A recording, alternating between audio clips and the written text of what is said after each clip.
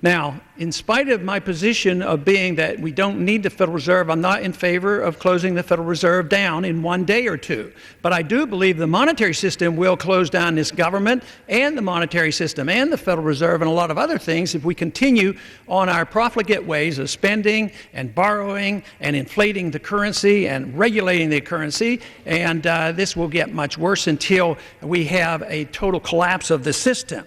So my bill, what it does is it introduces competition in currencies. The Federal Reserve System and the dollar standard is run by a cartel, a monopoly. They don't allow competition because they know they can't compete. Just as we have competition in the post office with FedEx and UPS, I think that the Federal Reserve deserves a little competition. The public school system has competitions with private schools and has competition with homeschooling.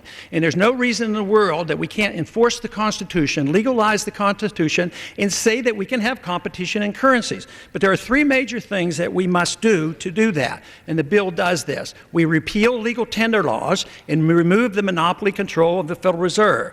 We legalize private mints so that mints can mint coins, and they will be controlled by fraud laws and anti-counterfeit laws. Today, our government commits fraud and counterfeit by just printing money at will. If a private organization did that, they would be imprisoned for the fraud that they are causing.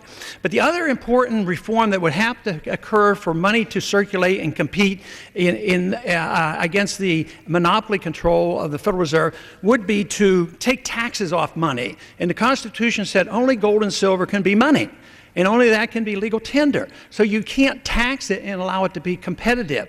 So these three things could occur, and if nobody wanted to use it, they wouldn't have to, and everybody could be happy with the Federal Reserve. But if the conditions get so chaotic and the people are looking for an alternative, they can go over and start operating in another currency.